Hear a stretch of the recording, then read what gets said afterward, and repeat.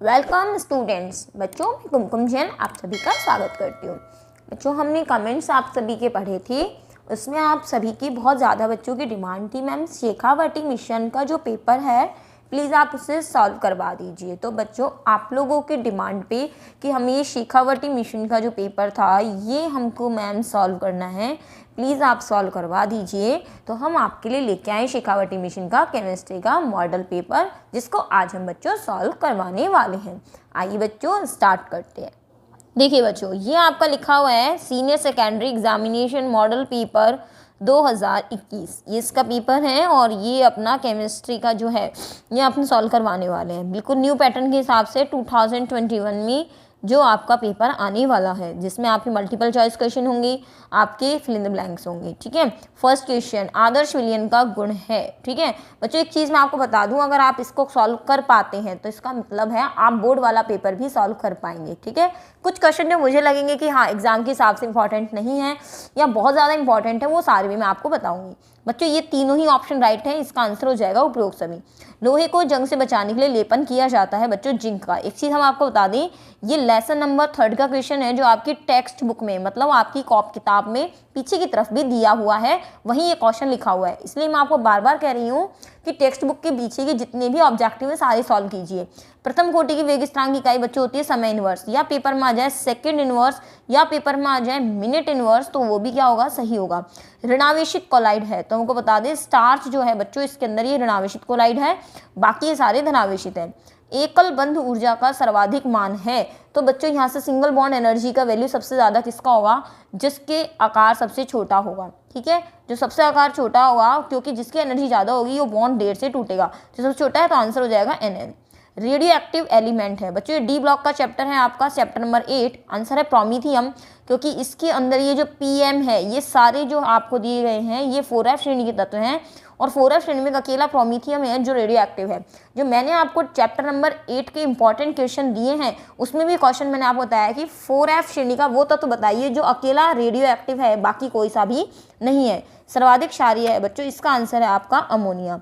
ठीक, next question देखिए, रंगहीन होगा कलरलेस। मैंने आपको करवाया भी इस तरह का क्वेश्चन कि कलरलेस कौन सा होगा, तो जिसके अंदर D10 आपको मिल जाए, मतलब एक भी अयुग्मित इलेक्ट्रॉन आपको ना मिले, वो होगा इसका कलरलेस आयन।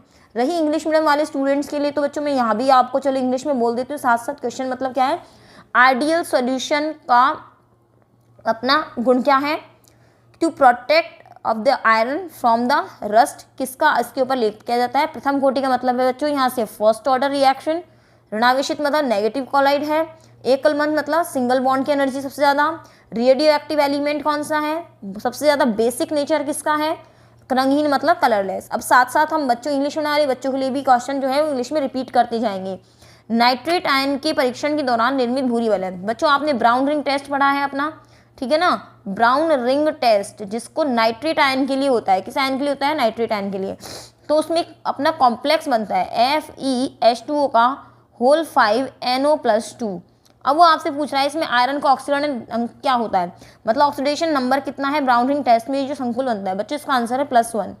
परा यूरेनियम तत्व, आप याद कीजिए मैंने आपको अभी चैप्टर 8 के क्वेश्चन कराए हैं और वहाँ मैंने आपको करवाया है, मतलब ट्रांस यूरेनिक एलिमेंट कौन से होते हैं, तो ट्रांस यूरेनिक एलिमेंट होते हैं जो यूरेनियम के बाद आते हैं, मतलब विच elements comes after the uranium, uranium के बाद आने वाले तत्व परा यूरेनियम होते हैं। आंसर इसका नेपच्यूनियम और प्लूटोनियम, साथ में ये इसके एग्जाम्पल होंगे जो मैंने आपको भी इंपॉर्टेंट क्वेश्चन में करवाया था। F खंड के तत्वों का सामान्य इलेक्ट्रॉनिक विन्यास, F ब्लॉक के तत्वों का इलेक्ट्रॉनिक कॉन्फ़िगरेशन, ये भी आपको करवाया था। N-2F 0 1 2 14, N-1D 0 2 1, और ये होगा NH2। एक चीज़ हम आपको बता दें बच्चों, यहाँ F ब्लॉक के तत्वों को हम रेयर अर्थ एलिमेंट मतलब दुर्लभ मृदा तत्व और अंतः संक्रमण तत्व भी कहते हैं।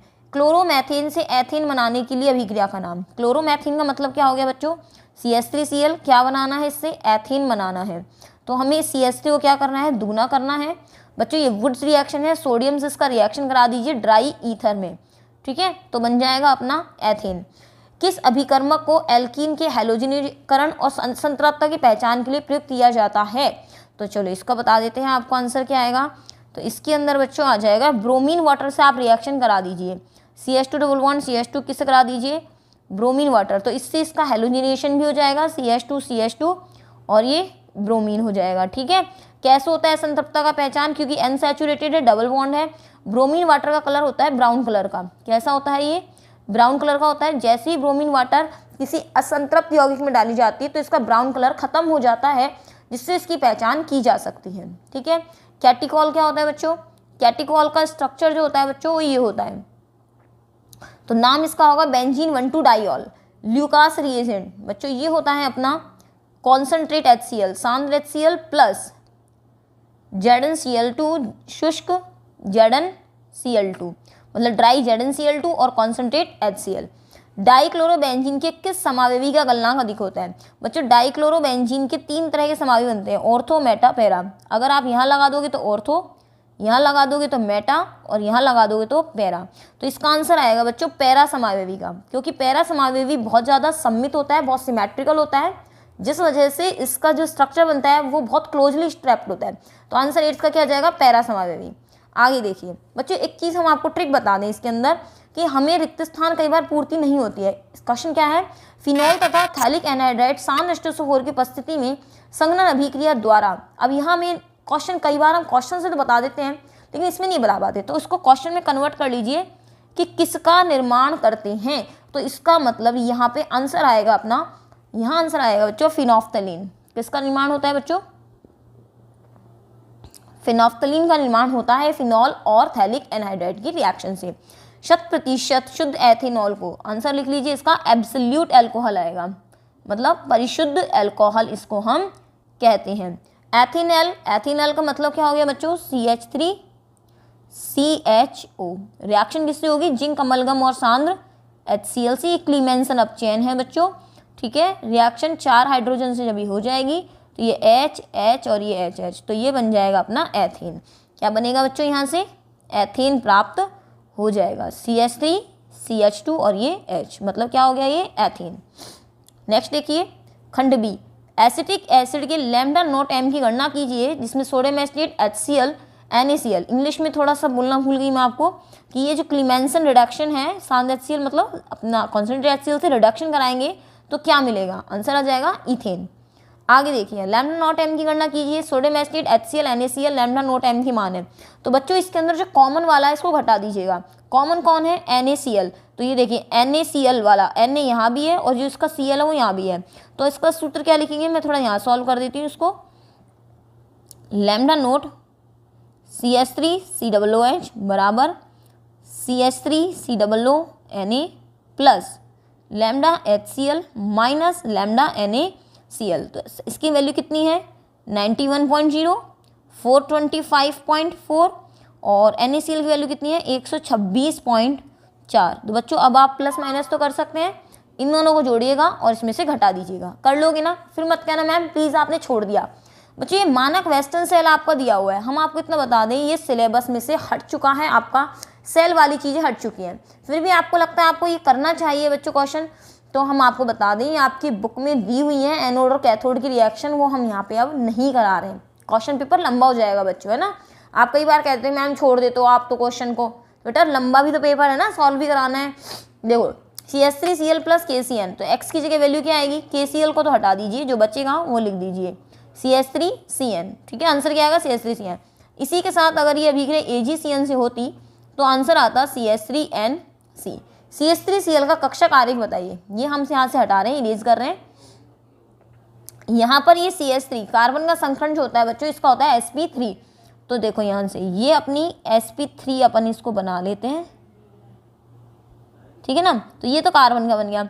अब 3 तो हाइड्रोजन, तो 1 2 और ये 3, ये बन गई, ये हाइड्रोजन ये हाइड्रोजन ये हाइड्रोजन। और क्या है? Cl। Cl की काम आती है p कक्षक, तो ये Cl के लिए बन गई। ठीक है, तो ये Cl हो गया, ये H हो गया, तो ये बन गया अपना इसका कक्षक आरेख, जिसके अंदर से अपने पास क्या हुआ बच्चों? देखिए बच्चों यहाँ से रैसमीकरण क्या होता है। रैसमीकरण का क्या होता है बच्चों? यहाँ से अगर अपन बात करें तो जो अपना ध्रुवण घूर्णक मिश्रण होता है, ध्रुवण घूर्णक मिश्रण को ध्रुवण अघूर्णक में बदलना, ध्रुवण घूर्णक को ध्रुवण अघूर्णक में बदलना रैसमीकरण कहलाता है। क्योंकि ध्रुवण घूर्णक होगा तो या तो D होगा या फिर क्या होगा L होगा। तो यहाँ पर क्या होगा, अगर अपने पास ध्रुवण घूर्णक मिक्सचर एक तो D है और दूसरा मिक्सचर क्या है L है, तो ये प्रकाश को घुमाएगा। तो यहाँ पर जो प्राप्त होता है मिश्रण, उसमें D व L दोनों विन्यास होते हैं, जिसके अंदर 50% तो D होता है और 50% क्या होता है L। तो ये प्रकाश के तल को घुमाएगा और ये प्रकाश के तल को घुमाएगा, लेकिन ये प्रकाश के तल को नहीं घुमाएगा, और इसे ही कहते हैं रैसिमीकरण। नेक्स्ट देखिए बच्चों, क्वेश्चन क्या है अपना कि आयतन प्रतिशतता को प्रभावित कर इसे याद करने का सूत्र लिखें। बच्चों आयतन प्रतिशत मतलब V/V, तो VA बटा VA प्लस VB गुणा 100। VA का मतलब है विलेय का आयतन और VB का मतलब है विलयन का आयतन। तो यहाँ से अब कहेंगे हम कि 100 ml विलयन में जितना विलेय घुला होता है उसे आयतन प्रतिशत कहा जाता है। हेनरी का नियम ये भी सेकंड चैप्टर का ही है, वैसे आप इसको बुक से देख लीजिएगा बच्चों। हेनरी का नियम डायरेक्ट बुक में दिया गया है। वैसे हम बता दें कि हेनरी का नियम बताता है कि जितनी भी विलेय गैस की मात्रा होती है किसी भी द्रव में या किसी में, विलेय गैस की मात्रा उस पर लगाए गए दाब के समानुपाती होती है। प्रेशर जितना ज़्यादा होगा उतनी ही ज़्यादा गैस क्या हो जाएगी, विलेय हो जाएगी। आगे कहते हैं द्रव्यमान प्रतिशत क्या होता है। तो बच्चों द्रव्यमान प्रतिशतता कह रहा है, इसका होता है परसेंटेज W बटा W। तो ये हो गया WA बटा WA प्लस WB गुणा 100। WA क्या है बच्चों, यहाँ से ये विलेय का आयतन है, तो ये विलेय का आयतन, WB विलायक का भार, WA विलेय का भार, ये सॉल्यूट का भार मतलब विलेय का भार, और ये हो गया विलायक का भार मतलब सॉल्वेंट का भार, ठीक है, इंटू 100 हो जाएगा। तो 100 ml विलियन में, 100 ml नहीं कहेंगे, 100 ग्राम विलियन में विलेय पदार्थ की मात्रा ग्राम में कहलाएगी परसेंटेज W बटा W। हेनरी नियम की दो सीमा चलिए बता देते हैं। एक तो घोलते वक्त दाब बहुत अधिक नहीं होना चाहिए, दाब बहुत अधिक ना हो, और टेम्परेचर ताप बहुत कम ना हो, ठीक है। आगे कहते हैं वर्ग 15 के तत्वों का सामान्य इलेक्ट्रॉनिक विन्यास। तो ये होता है बच्चों NH2NP5, ये तो ये, और तत्व सारे पूछता है आपसे, तो 15 वर्ग का लिख दीजिए। नॉन ये वाला न्यूजीलैंड, पाकिस्तान, ऑस्ट्रेलिया सब बिके, तो इनका विन्यास आपका आ जाएगा। किसी को विन्यास लिखने में दिक्कत हो बच्चों तो चैप्टर 7 का इंपॉर्टेंट क्वेश्चन का वीडियो बनाया हुआ है। फ्लोरापेटाइट का सूत्र क्या होता है ये लिख लीजिए आप, Ca9 PO4 का होल 6 CaF2, ये फ्लोरोएपिटाइट होता है, लिख लीजिए। N2 में रिएक्शन किससे होगी, H2 से होगी, और ये बन जाएगा ये हैबर विधि की समीकरण।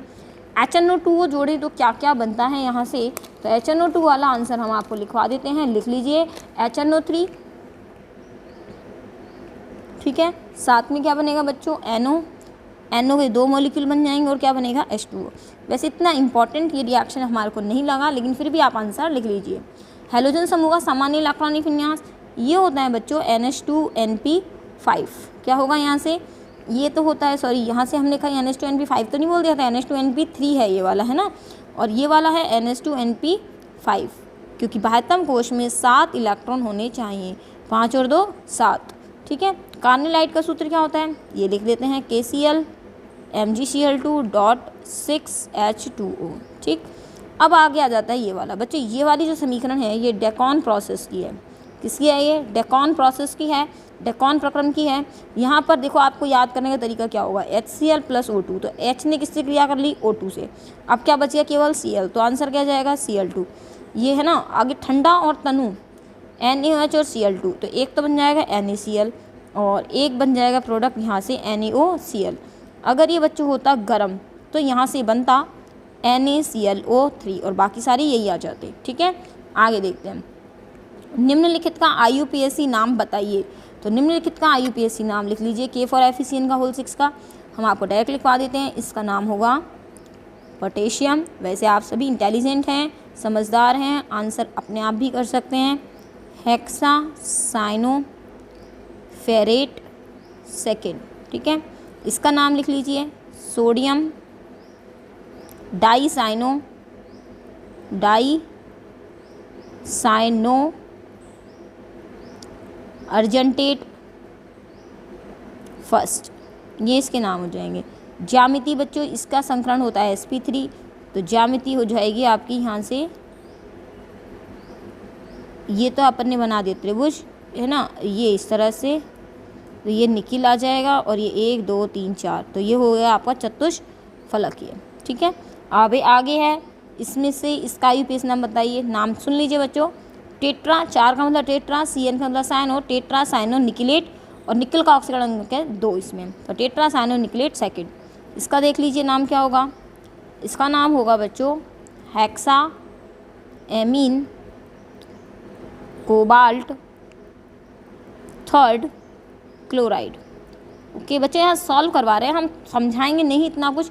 COF6 कितना कोऑर्डिनेशन नंबर 6, तो अवस्था कैसी बनेगी बच्चों इसकी बनेगी बच्चों अष्टफलकीय। ठीक है, तो CO तो बीच में आ जाएगा 1 2 और ये 3 और ये 4 5 और ये 6, तो ये F ये F ये F और ये F अष्टफलकीय हो जाएगी। और ये है अपना बाह्य संकुल। आगे देखिए X व Y को पहचानिए, तो देखिए इसके अंदर CH3Br की रिएक्शन किससे करा दी बच्चों, KCN से, KBr बाहर निकल गया, आंसर क्या आ गया CH3CN, तो जो X है वो तो जाएगा CH3CN। आगे करना है लिथियम एल्यूमिनियम हाइड्राइड से, कैसी होगा यहाँ पे बच्चों, देखो देख लीजिए बच्चों, CH3CN का अपचयन कराना है लिथियम एल्यूमिनियम हाइड्राइड से। तो बच्चों अपचयन होता है तो यहाँ से हाइड्रोजन जुड़ेगी, एक H यहाँ, एक H यहाँ, एक H यहाँ, आंसर बन जाएगा CH3 CH2 NH2। Nitrobenzene important question है, हमने जो यहाँ से वीडियो बनाई हुई है इंपॉर्टेंट क्वेश्चन की, उसके अंदर दे रखी है अनुनादी संरचना का एक वीडियो है कि यहाँ से अनुनादी संरचना आपकी बाहर नहीं जाएगी। तो नाइट्रोबेंजीन की उसी श्रृंखला में अनुनादी संरचना बच्चों इस तरह से बनी हुई है कि ये अपने पास है NO2, ठीक है ना, तो यहाँ से आपका बन जाएगा ये इस तरह से, ये ऑक्सीजन और ये हो गया ये, तो यहाँ से ऑक्सीजन इलेक्ट्रॉन खींचेगा, ये खींचेगा और पूरी वलय पे क्या चलने लग जाएगा बच्चों, प्लस चलने लग जाएगा, यहाँ प्लस आ गया, डबल बॉन्ड आ गया NO माइनस और ये इस तरह से। ठीक है, फिर इस तरह से बन जाएंगी। आगे देखिए X और Y को पहचानिए। CH3CONH2 किससे रिएक्शन कराई, लिथियम एल्यूमिनियम हाइड्राइड, इसका मतलब किससे होगी, H से, तो एक H ऊपर लिखिए, एक H नीचे, बॉन्ड कितने हैं 2, तो यहाँ से H2 भी कितने ले लेंगे हम यहाँ से, मतलब एक बॉन्ड को तोड़ने के लिए 2 हाइड्रोजन, तो 2 को तोड़ने के लिए 4 हाइड्रोजन, जैसे ही टूटेगा तो ये H2 बाहर बच क्या गया यहाँ से, इसको देखिए, तो यहाँ पर क्या बचेगा, ये X जगह थोड़ी सी खाली कर लेते हैं, यहाँ पे सॉल्व कर लेते हैं, तो CH3 ये क्या बन गया बच्चों CH2 और ये NH2। रिएक्शन किससे करा दी है, नाइट्रस अम्ल से। नाइट्रस अम्ल से जब रिएक्शन होती है तो कैसी होगी, देखिए यहाँ पे। नेक्स्ट देखिए यहाँ से HNO2 को कैसे लिखेंगे बच्चों, HNO2 को लिखेंगे आप होनो के रूप में, देखो HO डबल बॉन्ड, एक सेकेंड, H और ये H डबल बॉन्ड O, ये देखिए H2 बाहर, N2 बाहर, बच क्या गया, इसका मतलब आंसर आ गया CH3 CH2OH। मतलब होनो को आप खुद देखिए, HNO2 को बच्चों होनो के रूप में लिखा जाता है, मतलब होनो ऐसे लिखते हैं ना, होनो का मतलब क्या हुआ, HONO, यही लिखा गया है यहाँ से HONO। आगे है एनिलीन की अनुनादी संरचना बच्चों। एनिलीन का जो सूत्र होता है आपका वो होता है ये वाला, तो यहाँ आगे लॉन पेयर इस तरह से यहाँ से ये हो जाएंगे स्ट्रक्चर में, तो क्या आ जाएगा, प्लस घूमेगा। आगे देखिए नेक्स्ट क्वेश्चन अपन करते हैं, घनीय क्रिस्टल समुदाय के लिए अक्षय दूरी और अक्षय कोण के मान बताइए। तो बच्चों ये सबसे ज़्यादा सममित क्रिस्टल होता है, तो तीनों लंबाइयाँ बराबर होती हैं और तीनों जो कोण होते हैं वो अल्फा बीटा गामा कितने के होते हैं, 90 डिग्री के। सरल घनीय एका कोष्टिका मतलब SCP, लगातार हम कहते जा रहे हैं, इस तरह का क्वेश्चन जरूर आएगा। कणों की संख्या होती है 1। सरल घनीय जालक की संकुलन दक्षता कितनी होती है बच्चों, ये होती है 52.4% या 52.3%। उपसंयोजन संख्या मतलब इसकी समन्वय संख्या कितनी है, तो वो बच्चों आती है इसकी 6। कितनी आएगी, 6, क्योंकि ये वाला अपना होता है इस तरह से।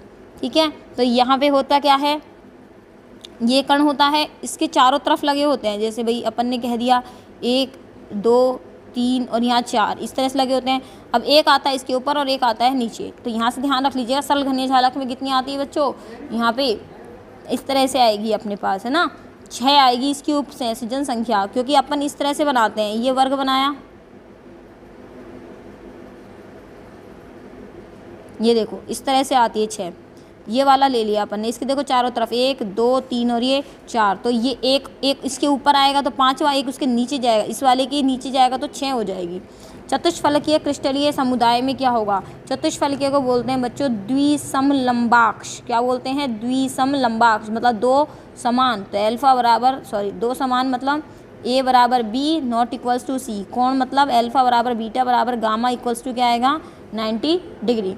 काय केंद्रित का मतलब हो गया बच्चों BCC। ये मैं लगातार यही कहती जा रही हूँ। इसमें ये क्वेश्चन जो है ना, ये बहुत ही अच्छा क्वेश्चन दे रखा है और मुझे लगता है 20वां प्रश्न जो है वो सीधे आपके बोर्ड एग्जाम में आ जाएगा बच्चों, मत छोड़िएगा बिल्कुल भी।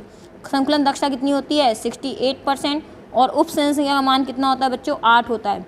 आगे देखिए पायस को परिभाषित कीजिए, तो पायस का आंसर हम यहाँ लिख देते हैं। चलो इसको तो यहाँ लिख देते हैं, जिसको लिखना हो लिख लेना।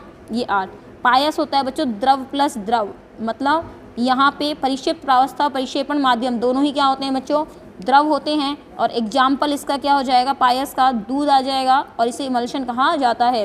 भौतिक और रासायनिक अधिशोषण में दो अंतर। तो भौतिक अधिशोषण बच्चों होता है यहाँ पर ये ताप बढ़ाने पर घटता है, ताप से क्या होगा भौतिक अधिशोषण घटता है और ये ताप बढ़ाने पर बढ़ता है। काफ़ी सारे अंतर हैं, ऐसा कोई बात नहीं है। तो भौतिक अधिशोषण उत्क्रमणीय होते हैं या अनुत्क्रमणीय होते हैं। भौतिक अधिशोषण में ऊष्मा का मान जो होता है वो 20 से 40 किलो जूल प्रति मोल होता है, जबकि यहाँ 80 से 120 किलो जूल प्रति मोल होता है। ये अपने पास बहुपरतीय होता है, भौतिक ये एक परतीय होता है। अगला देखिए आकाश नीला क्यों दिखाई देता है, क्योंकि वायुमंडल में किसके कण होते हैं जलवाष्प और धूल के कण होते हैं। हम देखते हैं वायुमंडल में क्या पाए जाते हैं जलवाष्प के कण, और जलवाष्प और वायुमंडल में धूल के कण पाए जाते हैं। जलवाष्प पर क्या पाए जाते हैं धूल के कण पाए जाते हैं, जो कि सूर्य के प्रकाश को बाकी अन्य प्रकाश रंगों को अवशोषित कर लेते हैं तथा नीले प्रकाश को क्या कर देते हैं प्रकिरणित कर देते हैं, इसलिए आकाश नीला दिखाई देता है। सॉल को परिभाषित कीजिए। तो बच्चों मैं सॉल को आपको एक बार अच्छे से याद करा दूँ। सॉल को आप याद कीजिए किससे सॉल्यूशन से। जब भी सॉल्यूशन की बात आती है हमें ऐसा लगता है कि बहुत सारा क्या है इसके अंदर लिक्विड मटेरियल है, तो इसके अंदर लिक्विड मटेरियल ज़्यादा है तो द्रव तो हो गया क्या परिक्षेपण। हम कहते हैं ना सॉल्यूशन है नमक का विलयन, तो नमक क्या होता है ठोस, तो विलय होता है कम, तो यहाँ पर हम कह सकते हैं परिक्षेपण तो क्या है द्रव है और ठोस क्या है यहाँ से बच्चों परिक्षिप्त अवस्था में है। किसमें है ये परिक्षिप्त प्रावस्था में है। द्रव स्नेही यहाँ परिक्षिप्त परिक्षेपण की जो होती है बच्चों अंतर जरूर आएगा पेपर में, ये लगातार यही चीज़ कहती जा रही हूँ आपको कि यहाँ जो है आपका ये जरूर आएगा, एक अंतर का क्वेश्चन जरूर आएगा। इसमें एक क्वेश्चन नहीं दिया गया है 21वें प्रश्न में 5वें चैप्टर से एक डायग्राम का क्वेश्चन आपका ये 5वें चैप्टर से जरूर आएगा, जो यहाँ इस मॉडल पेपर में नहीं लिखा गया है, लेकिन जहाँ तक मुझे लगता है क्वेश्चन जरूर आएगा। तो यहाँ से ये जो प्रश्न है ये इंपॉर्टेंट में ही आते हैं, 21वां क्वेश्चन इंपॉर्टेंट में ही आ रहा है आपके। तो यहाँ से बंधुता ज़्यादा होती है, यहाँ परिक्षेपण और परिक्षिप्त में बंधुता बच्चों कम होती है। अच्छे लग रहा होगा जरूर पढ़ना, क्योंकि मिशन 100 के क्वेश्चन आप बहुत टाइम से डिमांड कर रहे थे हमसे, है ना। ये उत्क्रमणीय होता है बच्चों, तो ये बच्चों उत्क्रमणीय होता है। द्रव स्नेही द्रव विरोधी कैसा होता है अनुत्क्रमणीय। क्या होगा अगर जब कोलाइडल में धारा प्रवाहित की जाती है, तो आंसर लिख दीजिए आप विद्युत कण संचलन होगा। मतलब जो अपने पास विपरीत आवेशित कोलाइडी कण जो होते हैं बच्चों वो किस में डाले जाते हैं, वो विपरीत आवेशित इलेक्ट्रोड की ओर गमन करते हैं। प्रथम कोटि अभिक्रिया के लिए समाकलित वेग समीकरण बच्चों अब डेरिवेशन तो हम यहाँ से नहीं कराएंगे, आपको बड़ा क्वेश्चन है, आंसर बता देते हैं। समाकलित वेग समीकरण होती क्या है k बराबर 2.303 upon T log a upon a minus x, ये होती है। यदि प्रथम कोटि वेग स्थिरांक के लिए अर्धायु 1 सेकंड हो तो वेग स्थिरांक का मान ज्ञात कीजिए। तो क्या होगा बच्चों यहाँ से हम बता दें आपको, सूत्र होता है k बराबर 0.693 अपॉन टी हाफ। तो टी हाफ कितना दे रखा है 1 सेकंड, तो ये लीजिए 1 लगा दीजिए, आंसर आ जाएगा 0.693। नेक्स्ट देखिए प्रथम कोटि का वेग और अभिकारक साम्यता का ग्राफ बनाइए। तो बच्चों एक तरफ तो होना चाहिए वेग और दूसरी तरफ होना चाहिए यहाँ पर अभिकारक की सांद्रता होनी चाहिए। तो देखिए कैसे बनाएंगे यहाँ बच्चों। देखिए नेक्स्ट क्वेश्चन अपना क्या है, यहाँ तक हमने कर लिया था प्रथम कोटि का वेग और वेग सांद्रता का। तो हम आपको बता दें कि प्रथम कोटि की अभिक्रिया का होता है R बराबर K और क्रियाकारक की सांद्रता प्रथम घात के समानुपाती होती है, ठीक है। तो यहाँ पर हम एक चीज़ बता दें आपको बच्चों कि जो वेग और सांद्रता होती है वो यहाँ पर होती है एक दूसरे के लीनियरली, मतलब y बराबर mx जैसा। आप इसको देखें तो ये mx जैसा ग्राफ होता है, y बराबर mx। तो y अक्ष पे तो क्या आ जाएगा बच्चों यहाँ से अपना रेट, है ना। तो यहाँ पे तो आ जाएगा y अक्ष पे रेट मतलब r, और x अक्ष पे क्या आ जाएगी सांद्रता। r का मतलब क्या है बच्चों वेग। तो यहाँ से इसका ग्राफ कैसा आएगा एक सीधी लाइन, क्योंकि y बराबर mx का जो ग्राफ आता है और इसका जो ढाल आएगा वो m बराबर ढाल कितना आएगा k आएगा। एक चीज़ और बता दें बच्चों, वेग और सांद्रता के अलावा इसमें जो ग्राफ बनता है, क्योंकि समाकलित वेग समीकरण होता है इसका k बराबर 2.303 upon T log a upon a minus x. तो यहाँ पर ग्राफ कई बार प्रथम कोटि अभिक्रिया के लिए सांद्रता और समय में खींच लिया जाता है कि सांद्रता तो यहाँ रख दीजिए और समय यहाँ रख दीजिए, तो ये ग्राफ जो आता है बच्चों वो देख लीजिए कैसा होगा। इस वाली इक्वेशन को आप सॉल्व कर लीजिए कि सांद्रता और समय के बीच में क्या ग्राफ होगा। यहाँ से देखें एक बार, देखिए स्टूडेंट्स क्या होगा। तो यहाँ पे इसको आप इस तरह से बना लीजिए, इसको मल्टीप्लाई करेंगे तो क्या आएगा, KT बटा 2.303 बराबर, एक बार ग्राफ हम ऊपर खींच लेंगे, इसका कोई दिक्कत नहीं है, बराबर ये आया अपना log A upon A minus x. ठीक है, अब यहाँ पर जो K अपॉन 2.303 वाली वैल्यू है वो तो आ जाएगी y, सॉरी ये वाली जो चीज़ है अपनी पास ये तो आ जाएगी y, ये हो जाएगी m और ये t हो जाएगा अपना x। तो यहाँ इस कंडीशन में भी जो ग्राफ बनेगा आपका बच्चों इसी तरह से बनेगा कि y अक्ष पे आ जाएगा log A upon A minus x, ठीक है ना।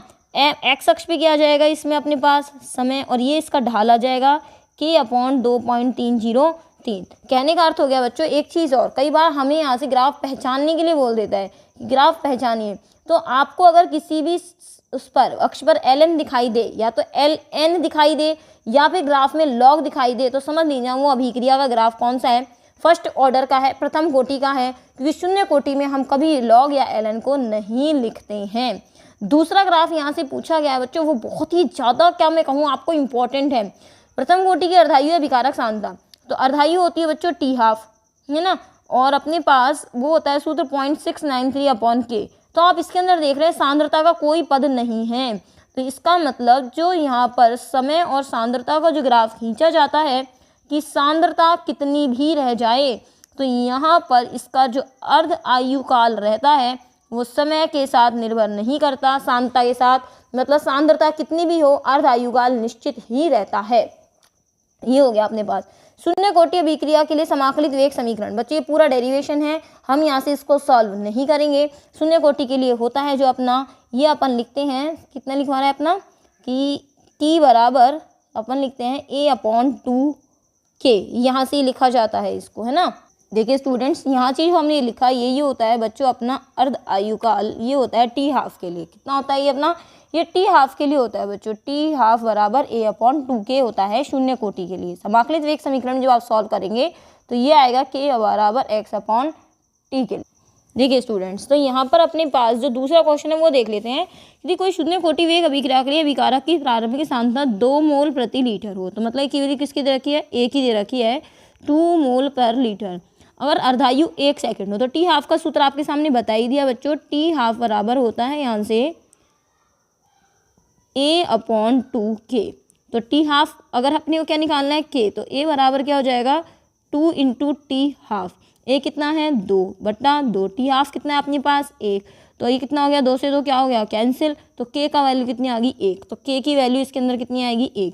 आगे कहता है शून्य कोटि वेग और अभिकारक सांद्रता के मध्य ग्राफ खींचिए। तो बच्चों यहाँ पे अभिकारक सांद्रता और इसका जो ग्राफ होगा बच्चों पहला का ग्राफ, क्योंकि हम जानते हैं कि अपना कहता है ये R बराबर K और A की पावर 0, मतलब यहाँ से ये सांद्रता पर निर्भर करता ही नहीं है, R बराबर क्या रहता है K। तो यहाँ से तो तीसरे का जो पहला बनेगा बच्चों यहाँ से उत्तर बनेगा ये वाला कि यहाँ से सांद्रता चाहे कुछ भी हो अभिक्रिया कांस्टेंट वेग से चलती है, तो ये तो हो गया अपने पास वेग यहाँ पर स्थिर रहता है, और ये हो गया अपना सांद्रता कि सांद्रता चाहे कितनी हो लेकिन वेग क्या रहता है समान। शून्य कोटि अर्धायु और विकारक सांद्रता बच्चों यहाँ से हम आपको बता दें ये इसके डायरेक्टली प्रोपोर्शनल होता है, क्योंकि ये वाला सूत्र देखिए इसके अंदर, तो इसके अंदर साफ आ रहा है हमारे पास कि T हाफ जो है वो प्रारंभिक सांद्रता के समानुपाती है। तो ये अपना T हाफ हो गया और ये अपना सांद्रता हो गई जो इसके क्या है बिल्कुल समानुपाती। ठीक है, तो बहुत अच्छा क्वेश्चन है यहाँ से तीसरा, इसको वेरी वेरी इंपॉर्टेंट लगा लीजिएगा। आगे देखिए निम्न अभिक्रियाओं में x और y का IUPAC नाम बताइए।